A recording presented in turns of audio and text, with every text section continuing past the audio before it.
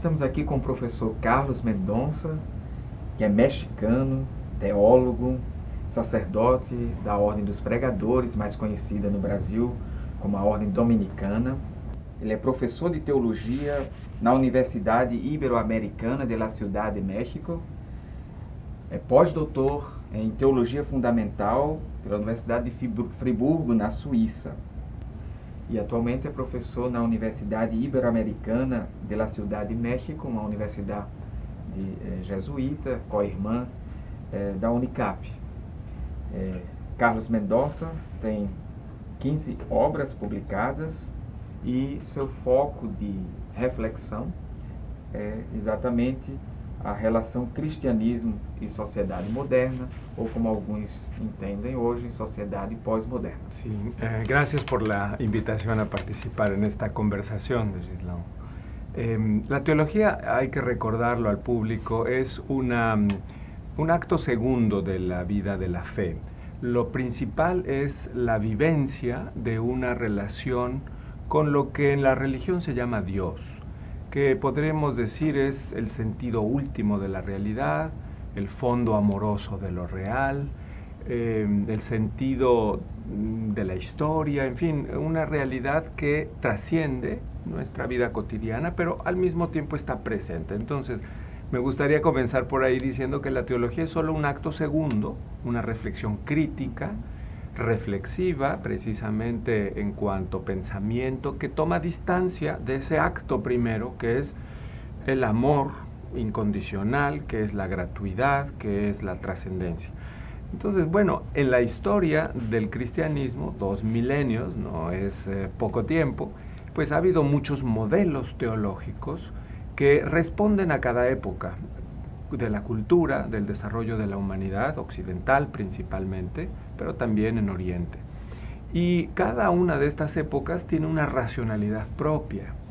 No es lo mismo hablar de la teología en los tiempos de Jesús de Nazaret y su comunidad de discípulas y discípulos que vivieron como un pequeño grupo marginal en la religión sacrificial del templo judío, y con una cierta visión no muy de moda, no muy en boga en ese tiempo, tratando de hablar del reino de Dios como una realidad de transformación de la vida de las personas.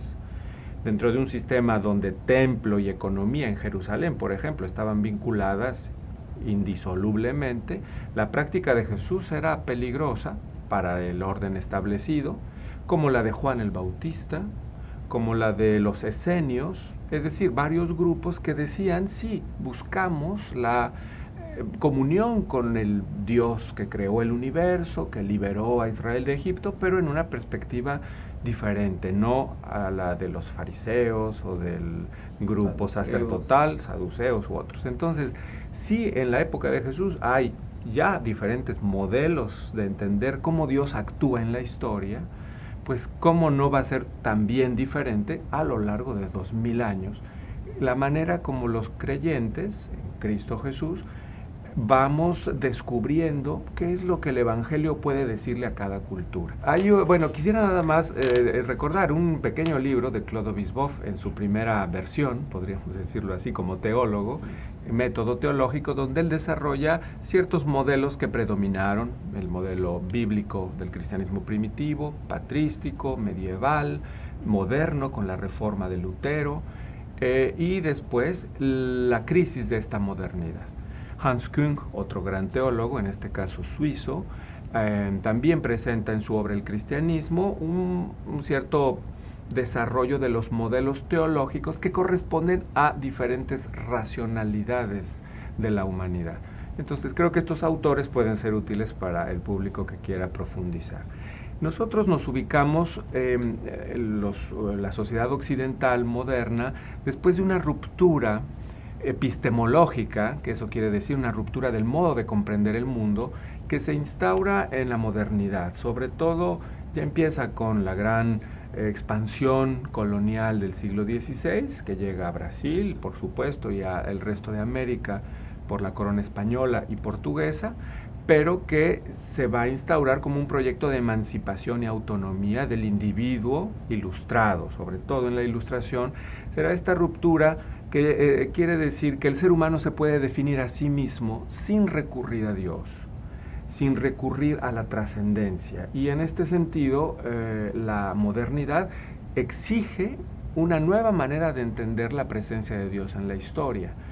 Lutero, Erasmo, Ignacio de Loyola, son tres grandes cristianos del siglo XVI que van a entender el cambio de paradigma o modelo que requiere entonces una nueva expresión del cristianismo, donde el individuo tenga un lugar preponderante, la subjetividad, la dignidad, la razón crítica, por supuesto. Entonces, esto generará un cristianismo que quiere dialogar con el mundo moderno. En el contexto católico hubo más bien una reacción, digamos, de defensa frente a esta autonomía legítima de la razón, de las ciencias, de la política, de la sexualidad.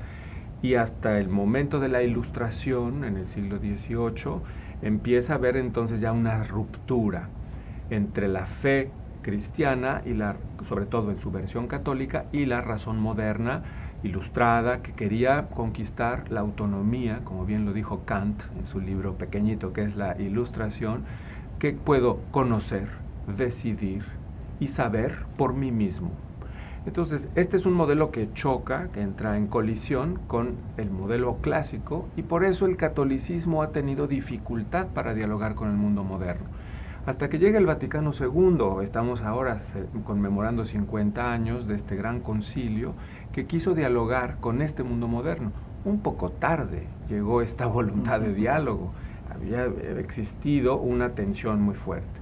Sin embargo, hoy nos encontramos también en la crisis de este modelo de autonomía, de emancipación del individuo, porque es un modelo que solo puede ser vivido por unos cuantos privilegiados, que son sobre todo los ciudadanos de los países industrializados y de las clases poderosas.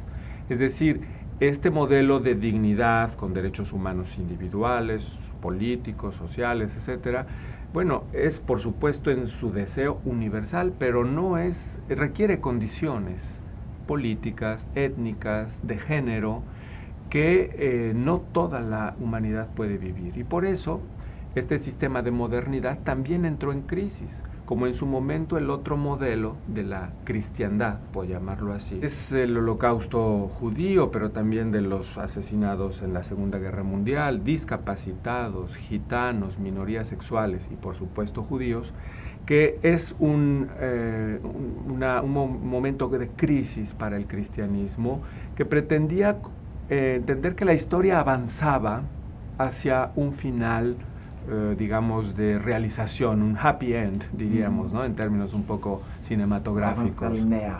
Sí, un avance lineal hacia el reino de Dios. Cuando vemos que dos guerras en el siglo XX terribles, las dos mundiales de Occidente, porque ha habido muchas otras guerras, Afganistán e Irak, a finales del siglo XX, inicios del XXI, son también holocaustos, el holocausto en la ex Yugoslavia, en Ruanda, Burundi, de los que poco hablamos, porque no son las guerras de los poderosos, sino de los pueblos excluidos, pero todo esto pone en entredicho a la cultura occidental con su pretensión de progreso, revolución y ciencia como los medios que nos llevarían al reino de Dios en la tierra. La panacea, sí.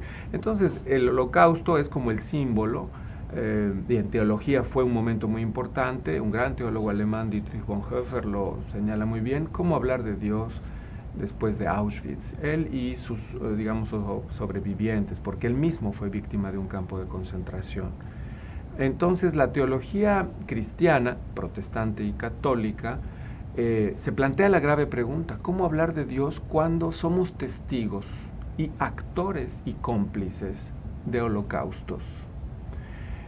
Nuestro discurso se derrumba, nuestra práctica también, nuestra pretensión de progreso, salvación, de presencia de Dios en la historia queda puesta en entredicho.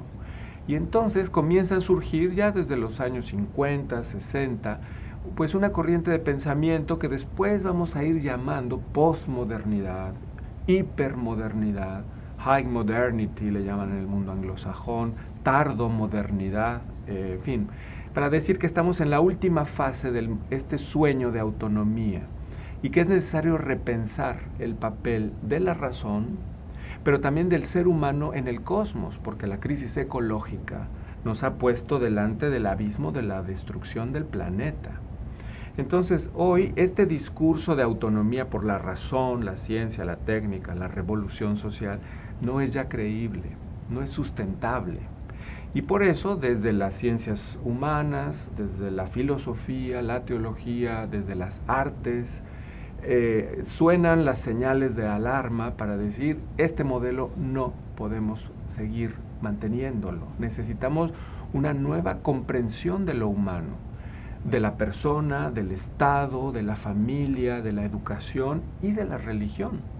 Y es aquí donde la teología, sobre todo la teología, yo diría, occidental, pero también en otros continentes como en Asia, empieza a plantear la necesidad de una teología que asuma a las víctimas de este sistema de totalidad.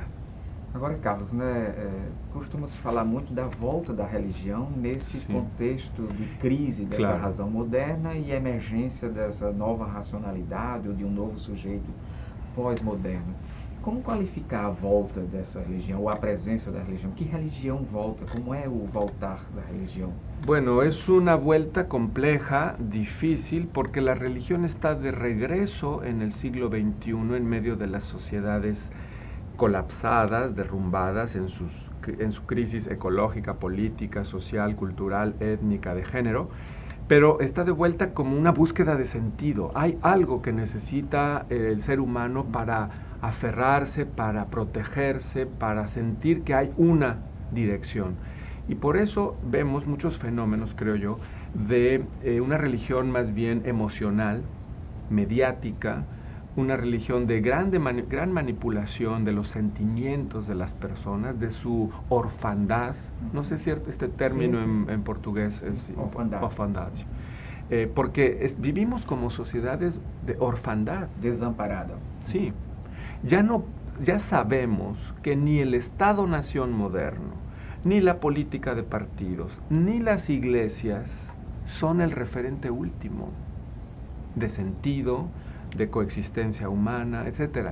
Lo que creíamos definitivo y estable en el mundo moderno se nos ha hecho pedazos, se nos ha derrumbado. Entonces, ante este sentimiento de orfandad, obviamente hay una reacción de una pulsión, yo diría casi inconsciente y prerracional, prediscursiva, de aferrarnos a algo. Y entonces las religiones están de vuelta bajo una figura más bien de manipulación, yo diría, de este sentimiento de orfandad en un mercado religioso típicamente posmoderno, en este sentido de que la religión es una mercancía más de consumo para un ser que no sabe alimentarse, y por eso nuestros desórdenes alimenticios, que serían la bulimia y la anorexia, también son en el orden del espíritu. Y el mercado religioso entonces lo que produce es también, como decimos en español, comida chatarra, es decir, comida que no nutre, también productos religiosos que no nutren. Y bueno, vemos la cantidad de libros de autoayuda, de metafísica, los shows religiosos en las televisoras, una religión más bien emocional que no transforma el fondo, digamos, de la persona en su relación con el mundo. En este sentido, pienso que este es un rasgo típico de estas sociedades posmodernas, y por otro lado, yo creo que hay una sed, más positivamente, una sed de religación con la trascendencia, es decir, de búsqueda de un sentido. Y por eso la búsqueda de una espiritualidad, de una interioridad, que puede ser a través del deporte, a través de la meditación zen, a través de los ritos. Es decir, yo creo, existe hoy un deseo de trascendencia. Yo creo que hay un sentido crítico, autores que hoy en los inicios del siglo XXI, del tercer milenio del cristianismo, señalan que es importante tener mucha vigilancia crítica ante esta avalancha de lo religioso, Porque la religión puede ser el perfecto cómplice del sacrificio, la rivalidad y la exclusión. Y aquí, por ejemplo, quisiera también citar a René Girard, este antropólogo francés, que lanza esta advertencia. La religión es un sistema arcaico que genera víctimas y sacrificios, que busca un modo de expulsar el mal mediante la violencia de todos contra uno, a quien consideramos culpable, para los demás sentirnos limpios, puros. Entonces, René Girard lanza una advertencia importante para decir, la religión tiene una carga sacrificial que es necesario depurar, que es necesario aprender a distinguir y a separar. Y aquí, con otros como, por ejemplo, Gianni Vattimo en el mundo italiano, Jean-Luc Nancy en el mundo de Francia, un filósofo, y muchos otros autores también en Estados Unidos, en Latinoamérica, quieren prevenirnos en los tiempos actuales para evitar que la religión sea un elemento más de violencia, porque bien sabemos que la peor de las violencias se ha cometido en nombre de Dios, sea desde el mundo judío, cristiano o islámico, o cualquier otra tradición que quiere afirmar su creencia, su convicción, a costa de rechazar y negar al otro. Entonces, pienso que la teología posmoderna, la filosofía posmoderna, lo que quiere es darnos herramientas para comprender en qué consiste esta necesidad de superar una religión sacrificial, arcaica, que genera víctimas, para entonces entrar a una dimensión no tanto religiosa, sino de una espiritualidad y mística, donde el ser humano sea capaz de transformarse interiormente y sus relaciones con los demás. Y eso es lo que, por ejemplo, hay un autor español, catalán, Mariano Corbí, quien escribió un libro, Religión sin religión, para hablar de esta búsqueda posmoderna de distinguir entre el sistema religioso sacrificial, con sus ritos, sus símbolos, sus jerarquías, sus dogmas, que tiene un cierto sentido, pero que puede ser excluyente y sacrificial, distinguir estos sistemas de lo que sería su base antropológica, que es la búsqueda de una armonía interior, de un conocimiento silencioso, de una experiencia de conversión ética y espiritual, por la que el ser humano es capaz de ir más allá de esta lógica de violencia. Y entonces las religiones tienen todas que descubrir su fondo místico, porque eso es lo que es el patrimonio espiritual de la humanidad. Y hoy es la hora, en tiempos posmodernos, de redescubrir esta realidad. Bueno, tenemos una gran herencia, poco conocida desgraciadamente, porque ya desde el siglo IV, por ejemplo, Dionisio Areopagita, un gran autor teológico del que desconocemos su verdadero nombre, solo es un seudónimo, al escribir su obra, Los Nombres Divinos y otras grandes digamos, intuiciones que él desarrolla en su trabajo, ya decía que Dios es un ser superesencial. Es decir, que Dios no lo podemos definir, que a Dios no lo podemos controlar ni poseer a través de ningún medio, entonces ni del sistema ritual, ni sacrificial, ni moral, ni dogmático. Es decir, que hay un fondo sin fondo, que es lo divino. Y que eso es lo que la espiritualidad ha de buscar. Los nombres de Dios, y podríamos decir las mediaciones de lo divino, ya en términos modernos, son solo eso, mediaciones.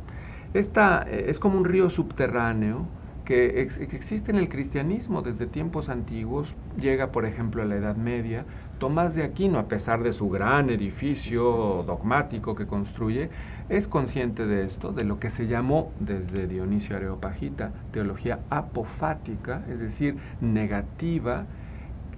Tomás lo retoma para decir, de Dios sabemos más lo que no es que lo que es.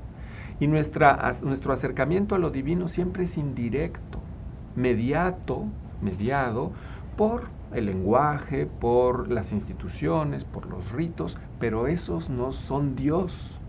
Entonces hay una distancia crítica. Y quizás hoy el autor que más ha inspirado a muchos posmodernos, incluso ya desde Heidegger hasta hoy, Bátimo y Jean-Luc Nancy y Heissig y muchos otros pensadores, Nishida en Japón, es Maestro Eckhart, quien en el siglo XIV, un gran místico del Rin, desarrolla una mística de la nada, donde entonces lo que busca Eckhart es suscitar en cada creyente el despojo, ¿se entiende este término en portugués? Despojarse. El despojarse, el vaciamiento, a imagen del Verbo de Dios que se despoja de su condición divina para hacerse humano, y que esta es la condición de posibilidad para entrar en esta dimensión mística. Maestro Eckhart tenía una frase en uno de sus sermones que me parece genial sobre el infierno, porque todos hablábamos de este tema tenebroso y que nos da miedo y terror. Decía Maestro Eckhart, si acaso existe el infierno, él tenía una duda razonable, si acaso existe el infierno, solo hay un habitante, el ego, el yo, ¿no? Y esto es un poco la línea de la mística apofática. El sujeto que busca a Dios tiene que vivir una experiencia de descentramiento para encontrarse no solo con un Dios etéreo, misterio, nada, porque si Dios es algo ya no es Dios. Dios es en este sentido la nada en cuanto origen sin origen, en cuanto manantial, fuente, pero no es algo que podamos atrapar, definir. Y por eso el creyente, según Eckhart y según estos místicos del siglo XXI, que empieza a escuchar esta realidad, la relación con Dios tiene que ser de este orden, indirecto, silencioso, apofático, contemplativo, y tiene que transformar a la persona. Carlos, mas a teologia sempre se associou muito ao longo da história com o que a gente chama em filosofia de metafísica, Sim. né? Na medida em que se refere ao transcendente, ao transcendental, então logo a metafísica pareceu ser a categoria, ou oferecer as categorias úteis e necessárias para falar desse mistério, não é? Absoluto, que é Deus. Mas pelas suas descrições agora da perspectiva pós-moderna, parece que essa categoria ou essa perspectiva metafísica associada a Deus encontra problemas. Como a teología pós-moderna es pós-metafísica? Es post-metafísica en el sentido que Heidegger le dio a la metafísica, porque Heidegger entiende la metafísica vía Suárez. Y claro, aquí voy a hacer una pequeña crítica a mis amigos jesuitas, ¿sí? Porque Suárez hizo una lectura de Tomás de Aquino distinta sobre el ser que es Dios, cosificando, objetivando a Dios como un ente. Y eso es lo que Heidegger entiende por metafísica. Un ente definible, digamos, superente, el ente supremo. Cuando en realidad para los medievales, Tomás de Aquino entre ellos, pero otros más, Dios no es un ente. Para el Dionisio Areópagita es un ser superesencial. No tiene esencia como los entes, es decir, no lo podemos definir, ni poseer, ni controlar. Nenhum conceito. No, un concepto siempre será analógico. Y en la analogía, bien lo señalaban ya los medievales, predomina la diferencia. Entonces, bueno, esto como una pequeña crítica a Heidegger y a su lectura suareciana del ser. Y por eso creo hoy que la metafísica puede recuperarse en este sentido antiguo. Para decir que son temas que pueden parecer muy abstractos, pero en realidad tienen que ver con nuestras relaciones interpersonales. Si nosotros nos ponemos en relación con el otro, en una actitud objetivante, objetivadora, lo queremos definir por las palabras, por los actos, por la posesión erótica, por el afán de dominio en lo social, en lo político, entonces destruimos al otro. Y esto en todos los ámbitos de la relación humana con los otros. Pues esto mismo sucede con el misterio divino. Es decir, si ese misterio divino lo queremos poseer, definir, nombrar de una manera dominadora, lo destruimos.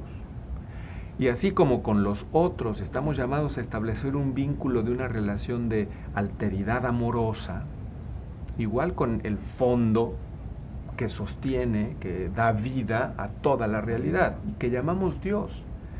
Entonces yo creo que hay un vínculo entre esta búsqueda mística posmoderna de llegar al fondo originario y las necesidades del sujeto débil hoy, que quiere no establecer una relación de poder y dominio con el otro semejante, sino una relación de mutuo reconocimiento en la diversidad. ¿Por qué existe el sujeto posmoderno, el sujeto débil? Tendemos a decir, es el producto de la sociedad de consumo, sí, es el producto del nihilismo, y que es amoral, que es anárquico. Yo creo que es una caricatura del sujeto débil. El sujeto débil es muy consciente de los peligros, de los riesgos, de cualquier sistema de totalidad. Puede ser el sistema de totalidad del mundo patriarcal, que las feministas, como sujeto débil, digo yo, no sé qué digan ellas, pero han dicho, basta, stop.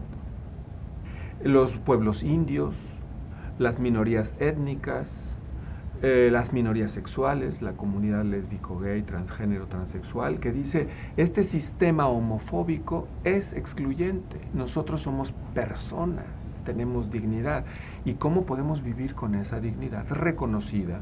Reconociendo nosotros también esos derechos.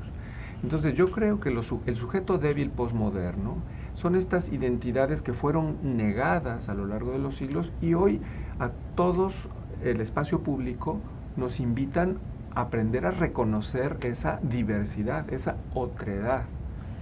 Mas como esses sujeitos pós-modernos, no caso o sujeito débil, como você disse, podem encontrar no cristianismo